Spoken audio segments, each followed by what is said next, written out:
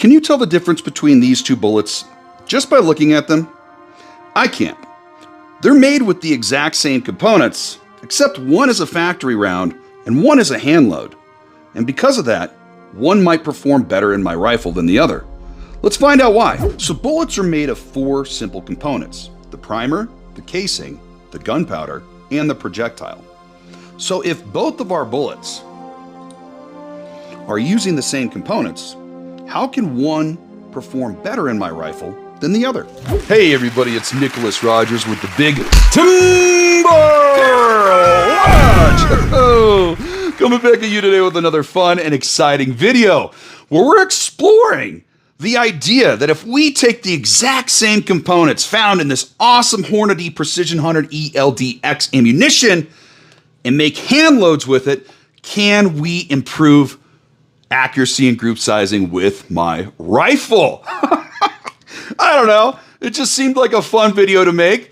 And I'm making it with my buddy Austin from Reloading Weatherby, who was just featured on Hootie Hoo's video talking about Hootie Hoo getting the tightest groups he's ever shot, utilizing some of Austin's hand loads. How cool is that? Good squeeze there. What did we get? Probably one of the best groups I've ever done in my life. So that 78 grain load is a winner. So I said, hey Austin, I want in on this action. We know my rifle, the Seekins Havak PH2 chambered at 300 PRC, loves Hornady Precision Hunter ELDX ammunition from factory. Can we improve on it? And he said, I don't know, man. Let's try to figure it out. So what we have in front of me is a box of factory ammunition from Hornady, and then a box of hand loads using the exact same components found in the factory ammunition, but the only difference is he did load development with the powder weight with 81 grains of powder, 81.5 grains of powder, and 82 grains of powder, which is pushing me to a very high velocity with my rifle, but also keeping me below overpressure issues. So I'm excited to try this out to see if just by changing the powder weight in the casing, if we can achieve better group sizes and accuracy with this rifle. So I'm going to shoot 3-shot groups with this Hornady Precision Hunter factory ammunition. And then I'm going to shoot Austin's hand loads using the same components, but with different powder weight for load development. But he only sent me 3 rounds for the 81 grain, 3 rounds for the 81.5, and 3 rounds for the 82. Actually, I take that back. He sent me 4 rounds with the 82 grains of powder weight because he wants to see how much faster that load would be than a factory round. So if I have enough time, I'm going to pull out the old chronograph and we're going to take these 2 boxes to the drag races. So let's get to the range. We're going to go center target. The cool thing is, he's actually removed whether you shoot right or left-handed, so depending on how you want to start, you just have Not bad.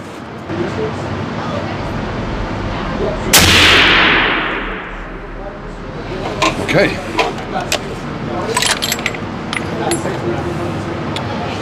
That wasn't too close, but it wasn't too far. Let's put this third one down on paper. If somebody's got stuff on them, say.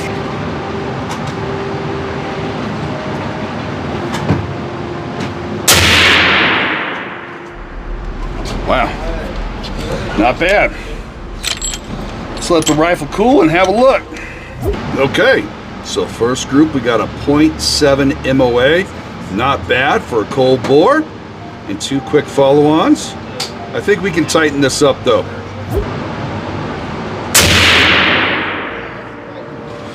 Not bad. Tell you what, it's 300 PRC with that suppressor, gets that suppressor super hot. And I get a bad heat mirage off the top of it. I need to get a cover for it.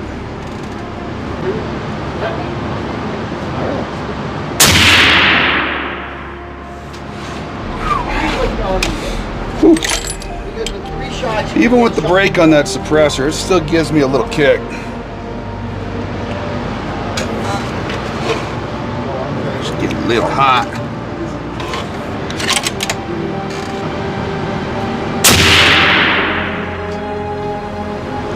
That felt like a good group. Let's call it back. Oof, look at this. Second group of the day, 0.4 MOA with some factory Hornady Precision Hunter ELDX. Man, this rifle just loves this ammo. It's gonna be tough to shoot better groups than this with those hand loads.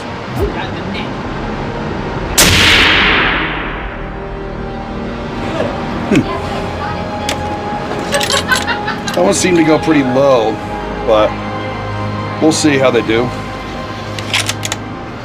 It felt like a good squeeze.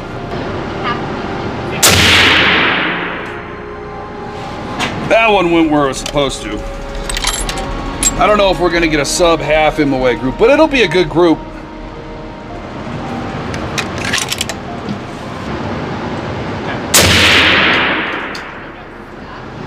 Whew. Not bad in the scope. Let's call it back. All right, not bad for finishing up. This was the first shot. I said, oh, that went low. That was second, and that was third, but not bad. Knowing that this was a little bit of a flyer coming in at 0.5 MOA. Let's see what the hand loads from Austin could do now. All right, first group of Austin's hand loads with 81 grain of powder. There's a whole nother one for you. Let's send them. 2, 3. Smaller. We're gonna go center target.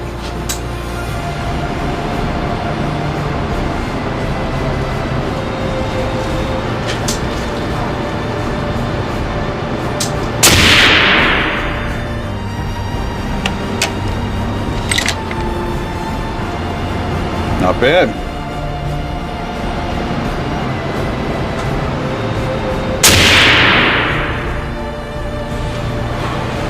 Those two are touching.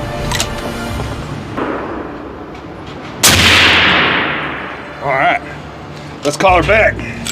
Wow, so with the 81 grains of powder, we got a 0.4 MOA group right off the bat. That is hot dogging. That's a pretty looking group too. So now we're gonna step it up to 81.5 to see if we can get a little tighter. Bottom left target.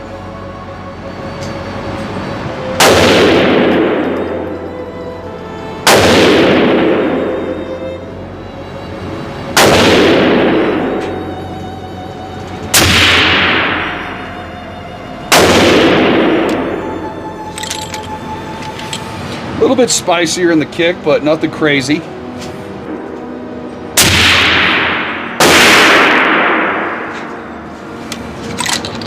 Whew.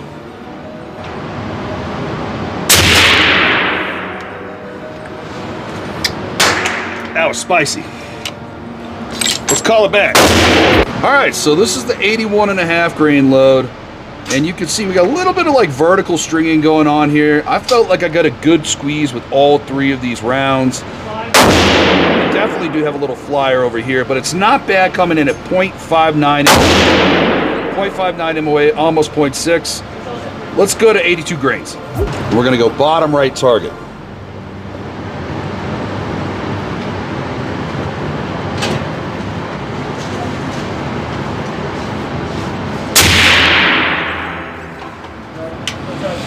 Definitely has more kick.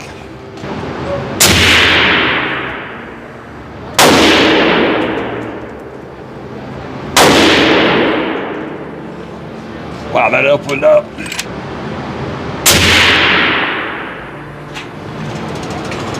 Did not like the 82 grains. Let's call it back. Oh, mama.